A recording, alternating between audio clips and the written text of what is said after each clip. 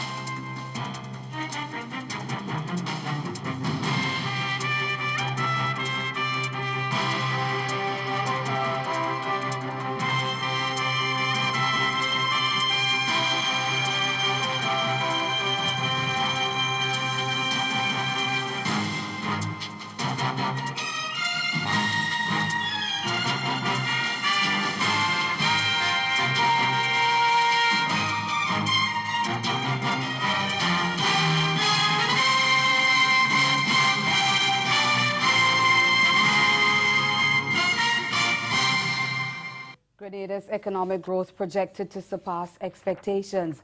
That's our top story in Caribbean Newsline for Monday, August 20. From the CMC News Centre in Bridgetown, I'm Nicole Best. Good evening. The Grenada government is anticipating a 3.5% economic growth for 2018, with Prime Minister Dr. Keith Mitchell saying it could very well exceed the projected target. Addressing the nation on radio and television, the Grenadian leader said the 2018 mid-year economic review compiled by the Ministry of Finance shows that the island's economy will continue on a positive trajectory.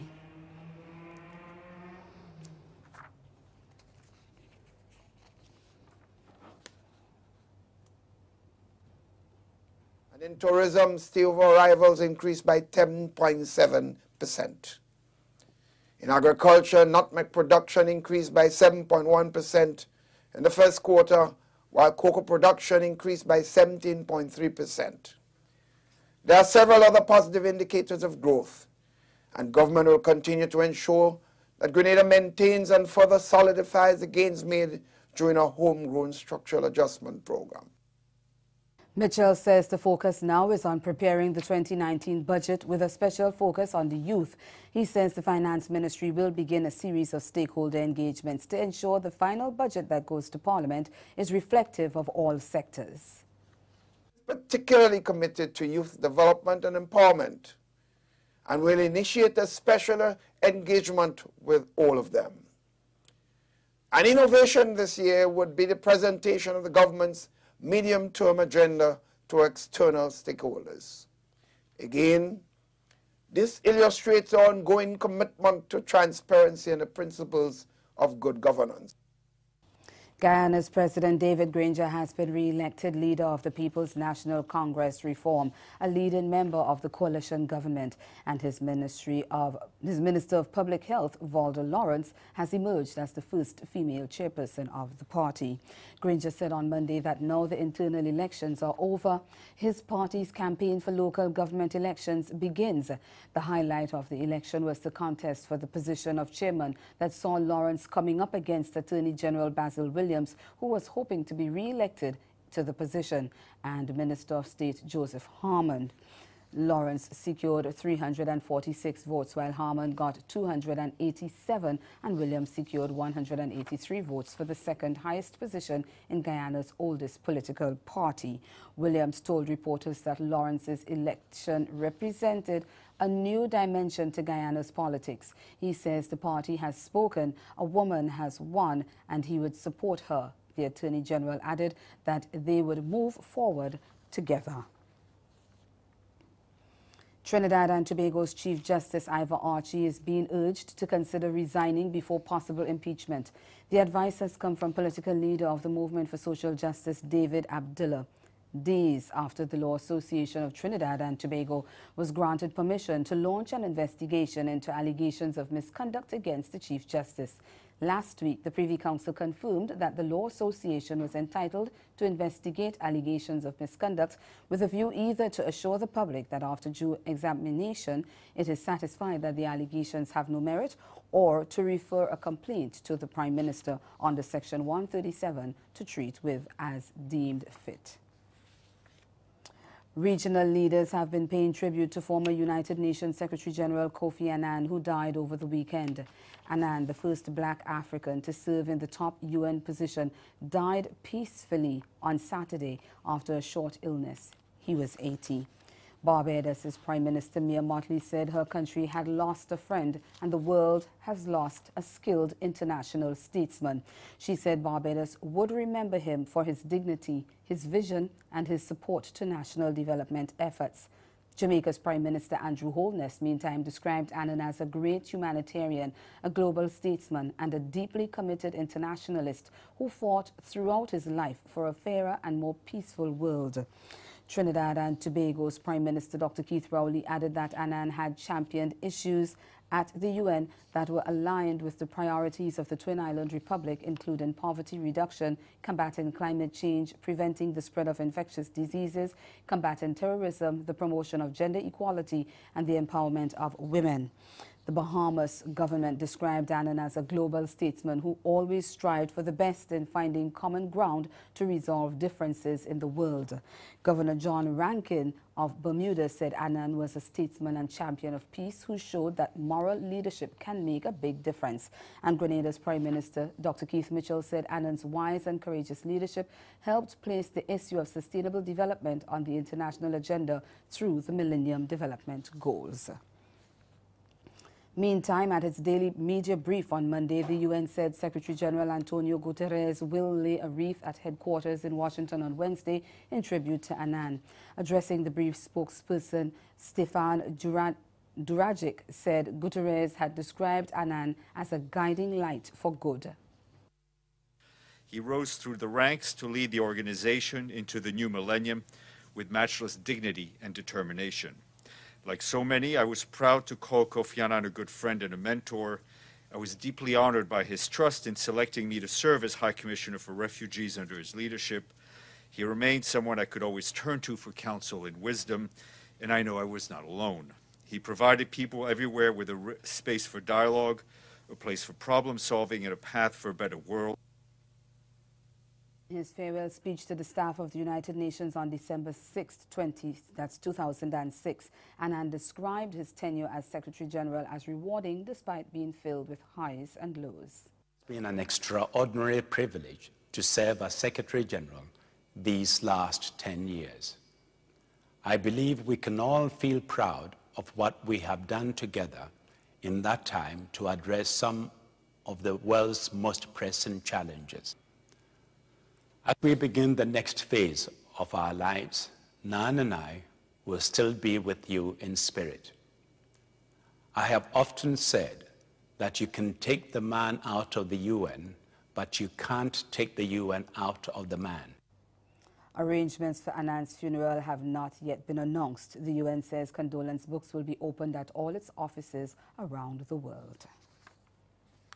And still to come in Caribbean Newsline, the Bahamas government dismantling shantytowns occupied by Haitians. The details of that story after the break.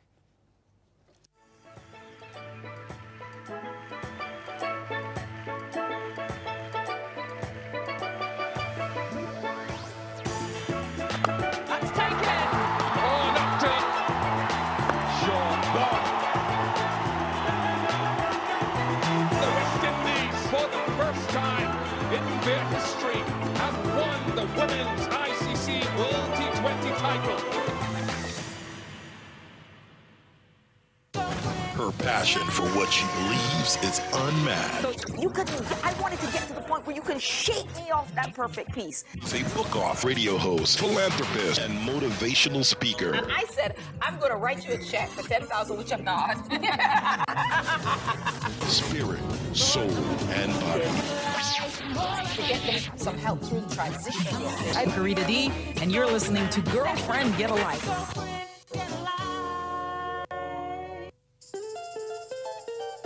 Dominica's World Creole Music Festival in 2018, October 26, 27, 28 at the Windsor Park Stadium in the capital city, Roseau. 3 nights, over 8 genres. 40 years of independence, one location, Dominica, the 20th edition of Dominica's World Creole Music Festival.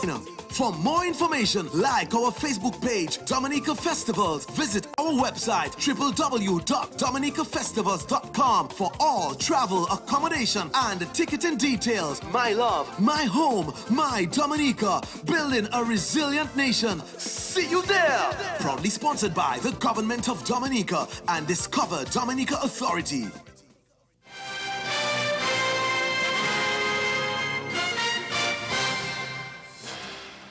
The Bahamas government says it's moving to dismantle shanty towns where many Haitian migrants live. Prime Minister Dr. Hubert Minnis says it's a moral imperative for the country to remove these areas as the island engages in immigration reform. Speaking at a church service to celebrate the ruling Free National Movement's first election victory in 1992, Minnis said he previously had discussions with the League of Haitian Pastors and told them that the aim is to improve the lives of all those affected by what the government is doing. He says it is unjust and unfair to allow the shanty towns to remain, especially given the social and other problems often found in these areas. An injunction granted by a Supreme Court judge earlier this month blocked the government from demolishing shanty towns in New Providence as it had planned to do after August 10. Haiti's President Jovenel Moïse has appealed for calm after 7 people, including 6 Haitian nationals, were injured during a shooting incident along a crossing at the border with the Dominican Republic. Moïse said he regrets the incident that occurred on the border in Belledere following a territorial violation, and he asked the people of Belledere to keep calm. According to media reports, the incident occurred when 3 cement trucks destined for Haiti were stopped by Dominican customs officers for checks. The reports say Dominican drivers who were willing to pay Dominican customs duties were prevented from doing so by Haitian drivers. The Dominican customs officers asked members of the Specialized Corps of Land Border Security to stop the vehicles and put an end to the altercation. A few minutes later, a crowd of Haitians armed with machetes and sticks tried to move the trucks by force, colliding with the resistance of the reinforcing soldiers who they threw stones at and other objects. It was during this confrontation that several shots were fired at the Dominicans by unidentified Haitians, provoking a reaction from the Dominican soldiers.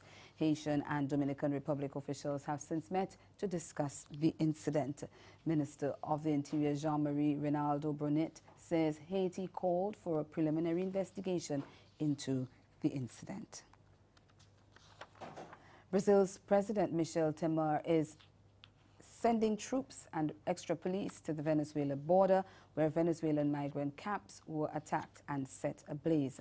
The move comes after residents in the border town of Pacarameya clashed violently with Venezuelan migrants, driving them out of makeshift camps. The Brazilian president held an emergency meeting on Sunday as regional tensions rose over the number of people fleeing crisis-hit Venezuela. Reports say several migrant encampments were attacked by angry residents following reports that a local restaurant owner had been badly beaten by Venezuelans. Gangs of men carrying stones and sticks set fire to tents and other items belonging to the Venezuelans, and more than 1,000 migrants were said to have fled back across the border. On the Venezuelan side, there were reports that Brazilian cars had been attacked. Meanwhile, the Venezuelan Foreign Ministry called on Brazil to give guarantees to Venezuelan nationals and take measures to safeguard and secure their families and belongings.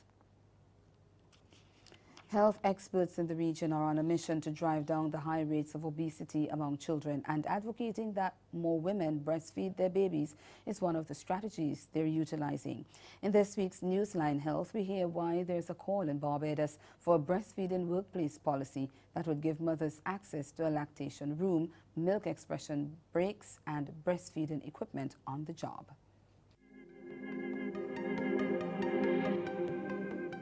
The World Health Organization, WHO, says breastfeeding provides protection against childhood obesity. Together with other targeted nutrition interventions, it can be an important component in the strategy to reduce the risk of children being overweight or obese. That's what stakeholders in the health sector in the region believe as well.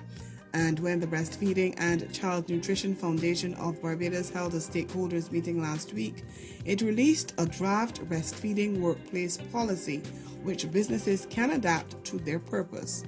Barbados' Minister of Labour and Social Partnership Relations, Colin Jordan, publicly endorsed such policies and said that even in the absence of legislation, businesses should implement them. He acknowledged that breastfeeding is at the center of combating childhood obesity and said if employers put policies in place to endorse the breast is best message, it benefits not only employees who are mothers, but businesses overall as well. We would want that employers would respond out of a recognition that it is the good thing to do. And so we're asking employers to provide breaks, safe spaces outside of bathroom facilities so that lactating mothers are able to pump or express their milk. Additionally, to provide sanitized and safe storage facilities for that milk so that it can be used by the mother in feeding the baby at a later time. All of this can be detailed in a breastfeeding workplace policy that enhances work environments and increases productivity. Because when we have happy employees, then we have more productive employees. It's not only childhood obesity that breastfeeding helps protect against, though. Breastfeeding is considered one of the most effective ways to ensure good child health and survival overall. According to the WHO, it's considered as having the single largest impact on child mortality of any preventative intervention. It provides the best nutrition and protects against several other life-threatening diseases. But we still can't get away from how big a problem obesity is among Caribbean children. According to the World Health Organization, childhood obesity is one of the most serious public health challenges of this 21st century. Research results from the Healthy Caribbean Coalition show that 1 in 3 children in this region is overweight or obese, while 31.5% and 14.5% of school-aged children in Barbados are overweight and obese respectively. And with overweight and obese children more likely to remain obese into adulthood and develop chronic diseases such as high blood pressure, diabetes and cardiovascular diseases, the health minister stressed that every effort must be taken to counteract it through lifestyle changes. Dawn Paris for Newsline Health.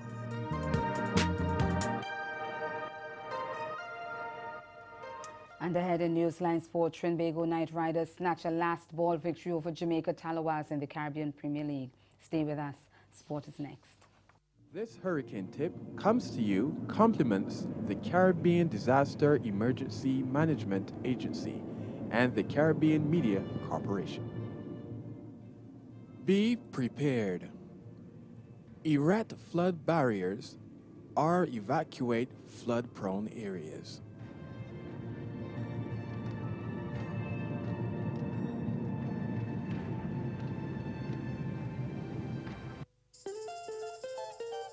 Dominica's World Creole Music Festival in 2018, October 26, 27, 28 at the Windsor Park Stadium in the capital city, Roseau. 3 nights, over 8 genres. 40 years of independence, one location, Dominica. The 20th edition of Dominica's World Creole Music Festival. For more information, like our Facebook page, Dominica Festivals. Visit our website, www.dominicafestivals.com for all travel, accommodation, and ticketing details. My love, my home, my Dominica. Building a resilient nation. See you there! Proudly sponsored by the Government of Dominica and Discover Dominica Authority. The Acura Team Penske prototypes came into the 6 hours of the Glen riding high with a win and 2 podiums in the last 2 events. In just a matter of seconds after the green, Dane Cameron in the number 6 Acura had the lead coming out of turn 1. The 7 car, with Ricky Taylor in the seat, escaped some early contact with a back marker to charge into second. Taylor was optimistic after his opening triple stint.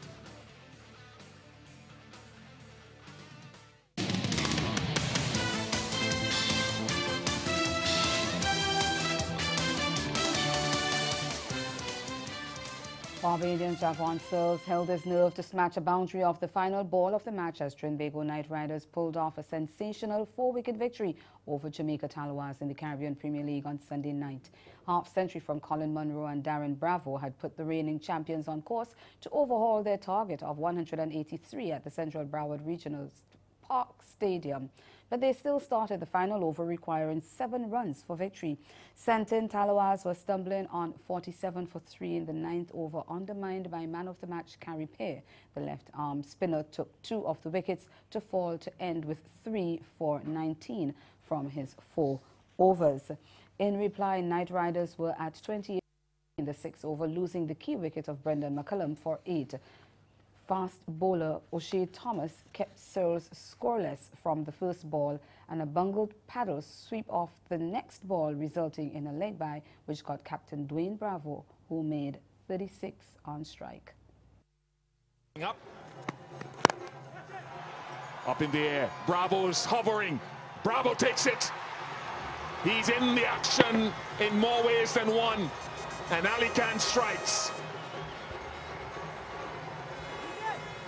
Andre Russell, he goes for 2, 170 for 5.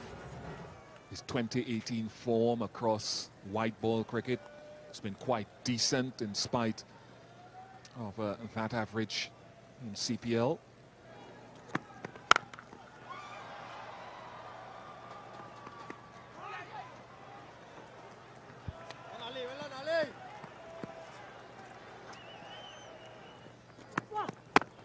Beautifully bowled, but again, as I said, if you're bowling that set play, you've got to have a third man. You have to.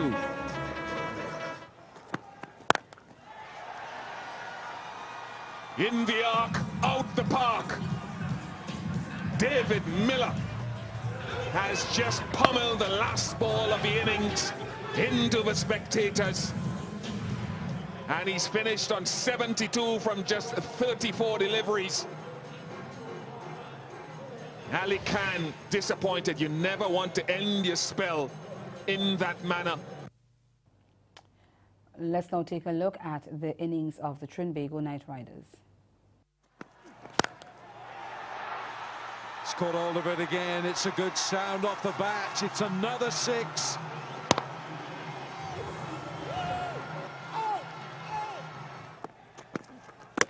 Bowled him round his legs. Is there a twist to the tail here in Lauderhill? Russell leads by example, and Munro is absolutely livid. It's a good innings from Munro as well. That he goes for 67, 169 for 5. Strike rate, fraction under 112.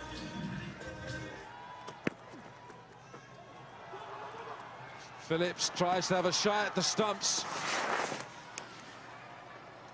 And Searles is home. He's gone over cover. He's gone over cover, and he's gone. Kennar Lewis takes the catch, and it's young O'Shea Thomas who removes the skipper. But what an innings from Bravo. Quite brilliant. 36 off 11. It's 177 for 6.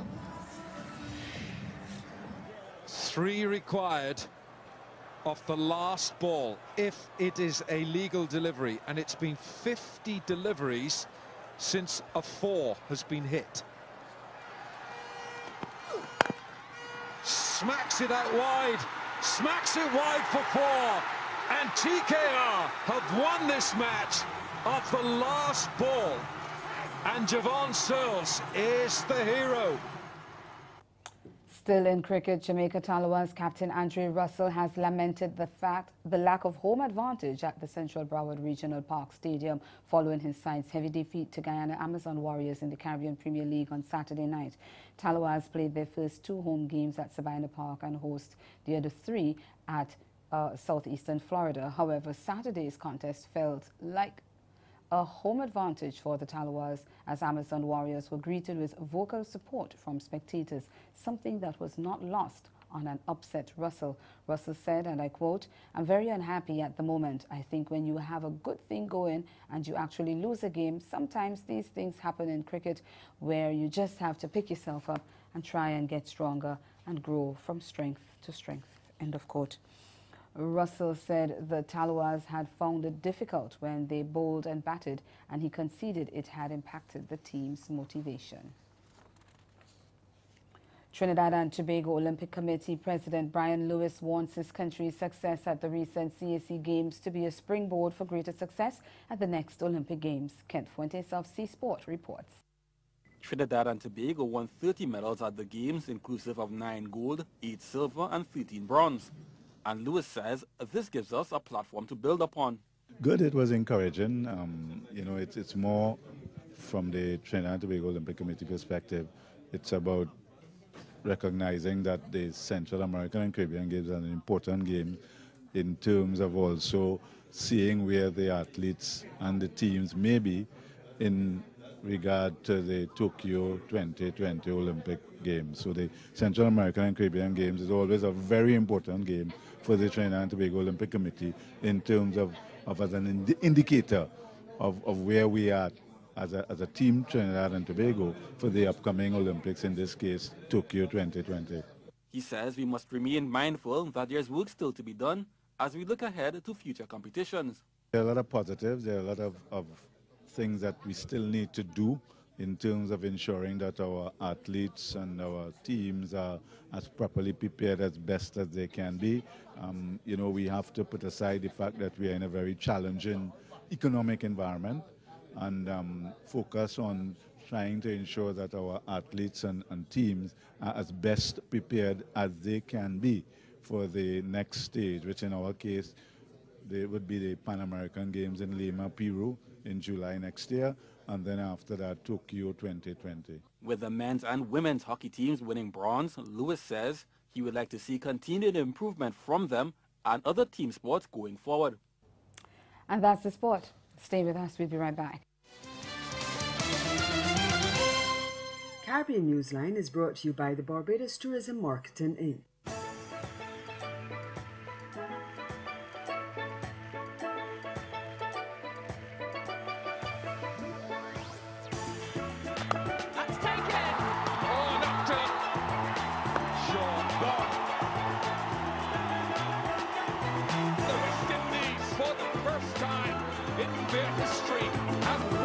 Women's ICC World T20 title.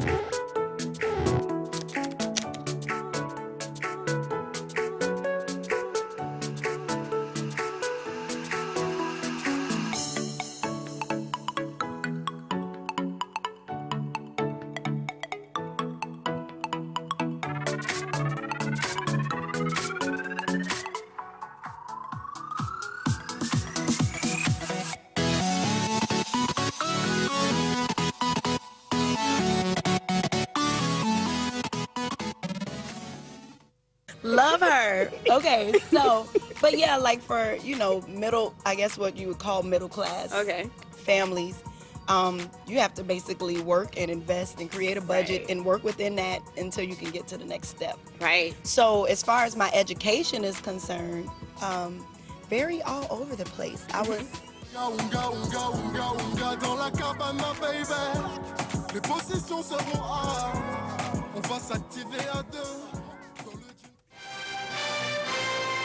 Again, the major development of this day, the Grenada government is anticipating 3.5% economic growth for 2018, with Prime Minister Dr. Keith Mitchell saying it could very well exceed the projected target. And in sport, Trinbago Knight Riders snatched a last ball victory over Jamaica Tallawahs in the Caribbean Premier League. That's Caribbean Newsline. For news and sport around the clock, subscribe to cornernews.com. We'll be back here again tomorrow. But from all of us at CMC News, thank you for watching. Do have yourselves a good night.